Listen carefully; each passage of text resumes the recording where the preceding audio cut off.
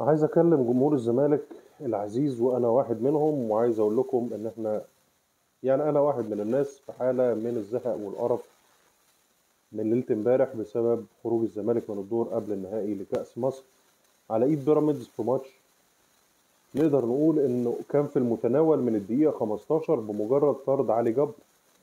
ومش كده وبس، وكملها باتشيكو بخروج اهم لاعب في فريق بيراميدز وهو عبد الله السعيد.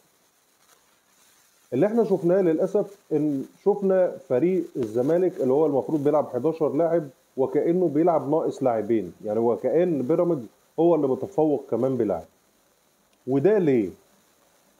وده لحاله نقدر نفسرها عند من مدرب مع لعيبه. يعني انا طبعا انا مش هتكلم دلوقتي على اللعيبه، ولكن انا هتكلم على فيريرا. فيريرا احنا شايفين من اول الموسم الخساره بتاعه كاس سوبر لوسيل، وامبارح خروجنا من الدور قبل النهائي لبطوله كاس مصر اللي هي تعتبر اصلا الزمالك يعني بيفوز بيها اكتر من موسم، وكان اخرها الموسم اللي فات. لكن للاسف فيريرا زي ما يكون بيتعمد السنه دي ان يشوف جماهير الزمالك عايزه ايه وبيعمل ضده. يعني احنا شفنا طريقه اللعب، يعني انا مش عارف ليه مصمم على طريقه لعب غريبه الشكل. وللاسف طريقه اللعب دي لما بتيجي مع فرق ضعيفه يا بنتعادل يا ممكن نتغلب منهم. وبعدين لما بيغير طريقه اللعب لطريقه السنه اللي فاتت اللي كنا بنلعب بيها احنا بنفوز بالماتشات. فهو زي ما يكون بيتعمد ان هو يعكنن علينا ان انتوا يعني شايفين ان دي اللي بتفوز وبتفرح جماهير الزمالك، لا انا هعمل الطريقه بتاعتي بقى اللي انا بخترعها السنه دي وهعملها، ويا نتعادل يا اما نخسر. وطبعا بالفعل خسرنا بيها سوبر لوسيل، وبنخسر في الدوري ماتشات وبنتعادل ماتشات. وعلى الرغم ان الاهلي بيقدم لنا هدايا السنه دي برضه زي كل سنه، ولكن احنا مصممين ان احنا نفرط في الهدايا دي. فطريقه لعب فيريرا اللي هي تقدر تقول اول طريقه ان انت بتلعب دفاع متكتل قدام فرق ضعيفه، اللي هو المفروض ان انت تنزل من اول الماتش انت ماسك الماتش. فيريرا بيلاعب ممكن يعند ان هو يلاعب لاعب، وليكن مثلا واحد زي زيزو بيلعبه شمال وهو طريقته يمين، وينزل واحد زي عمر جابر يلعبه شمال مع انه مش مكانه، ويسيب واحد زي عبد الشافي حتى لو هو راجع من الاصابه بره وما يلعبوش، ويلعب واحد في غير مكانه فيجيب لك المسلوس شمال او عمر جابر شمال، ويجيب لك زيزو شمال، ولما ينزل كمان سيد نيمار يجيبه شمال. وتبص تلاقيه بيروح يلاعب ممكن لو نزل شيكابالا فهو بدل ما شيكابالا عدلته على اليمين يجيبه برضه شمال. انت مصمم ليه على طريقه لعب تخسر الزمالك؟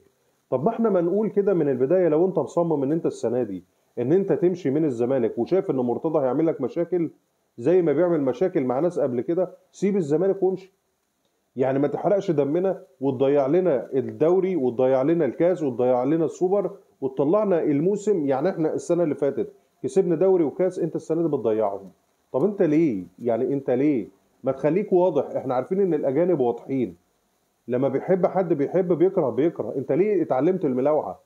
يعني انت مش عاجبك حاجه اطلع وقول للجماهير وعرف الجماهير يا جماعه انا ماشي السنه دي علشان خاطر كذا.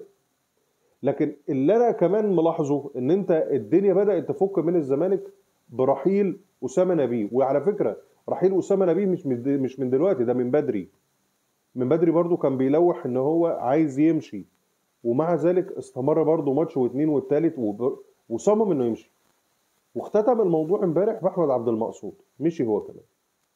لكن انا للاسف مش شايف ان واحد زي اسامه نبيه عنده الشجاعه الادبيه اللي يطلع يقول انا شايف كذا غلط في الفريق.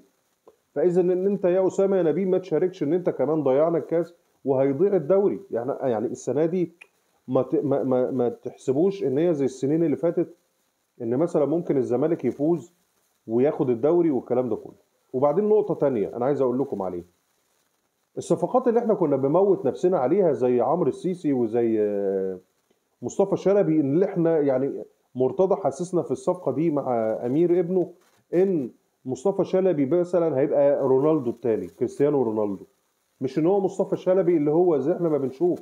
وبعدين على فكره لما بيبقى مستوى الفريق وحش حتى لو انت جايب صفقه كويسه بتبوظ مع الفريق. هو ليه الصفقات بتنجح في فرق؟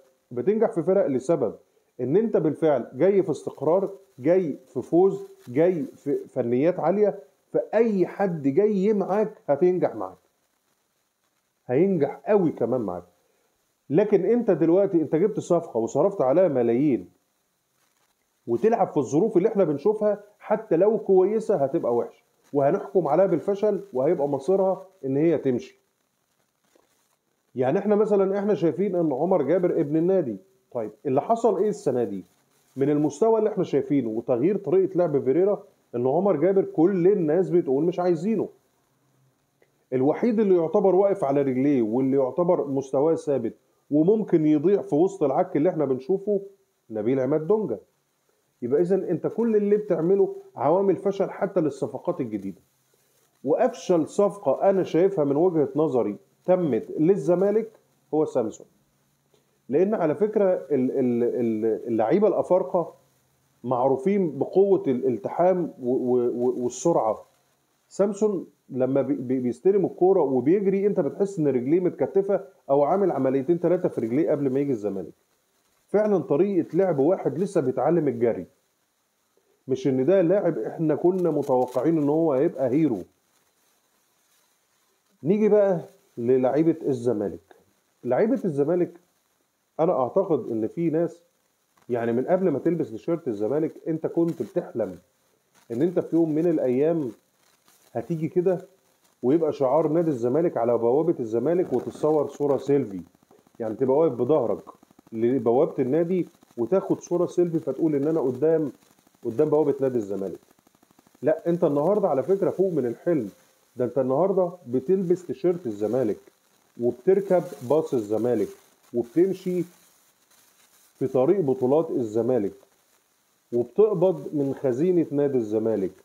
وجماهير الزمالك اللي انت شايفها اللي هي بتضحي براحتها وبتضحي بمستقبلها ساعات، وبتضحي بفلوسها من بيتها وبتقطع من بيتها فلوس بتوفرها علشان تشتري التذكرة وبتسافر وراكم في كل مكان انتوا رايحين فيه. انت متخيل ان انت يا لاعب نادي الزمالك ان انت بعد ده كله انت بتعمل فينا ايه؟ انت بكل بساطه انا هوصلك الصوره لو مش واصلك، علشان بس الجماعه اللي كانوا بيعملوا جلسات ليزر والجماعه اللي بيروحوا يستشوروا شعرهم واللي بيصبغوا شعرهم، انا عايز اقول لكم انتوا بتبيتونا في غلط، انتوا بتبيتونا في غم. انتوا فعلا تاني يوم من الماتش لما بيبقى اداء الزمالك وحش فعلا الواحد بيصحى بيفتكر هموم الدنيا كلها اللي هو يعتبر اجلها لمده ساعه ونص اللي هي مده الماتش. بعد الماتش كل هموم الدنيا بتتراكم عليه بجانب مستوى الزمالك، وان الزمالك اتغلب او الزمالك فرط في بطوله. وفعلا انتوا بتبقوا سبب في ان احنا نعيش حاله حزن غريبه. انتوا اعتقد ان انتوا ما بتعيشوهاش لان انتوا حزنكم لحظي. انت واحد بيطلع من الملعب عرقان بيقول لك انا عملت اللي عليا وانا يعني هعمل ايه يعني. فهو ده اخركم. وبعد شويه هتروحوا معزومين على عشاء او ان انتوا معزومين في فرح او ان انت في مثلا ليك لقاء في قناه معينه متفق ان انت هتاخد فيها مبلغ وقدره. فكل ده بيبقى يعني برضو احنا زي ما بنشوف الماتش بس احنا بنغلت علينا لتاني يوم. انت اخرك هما الساعه ونص وخلاص. انا يعني عملت اللي عليا، انا هعمل ايه وانا هموت نفسي ما كان بيلعب معايا 15 واحد غيري وهكذا يعني. فانا عايز اقول لكم شكرا يا لعيبه الزمالك يا محترمين، يا اولاد الاصول، يا اللي بتاخدوا فلوس من خزنه نادي الزمالك وبتقدموا اسوأ مستويات وبتفرطوا في اسهل بطولات وبتضيعوا منكم بطوله زي كاس مصر. البطوله دي احنا كنا بناخدها واحنا بنسلك سناننا، وكانت كل الفرق عارفه ان البطوله دي مضمونه لنادي الزمالك. انتوا للاسف انتوا بتكملوا مسلسل فشل الالعاب الجماعيه زي ما بنشوف كده في لعبه الطايره واللي بيحصل فيها اليومين دول. انا بقول للاعيبه الزمالك شكرا ليكم جدا على اللي انتوا عملتوه واللي لسه هتعملوه فينا بقيه الموسم انتوا وفريرا لو استمر معنا.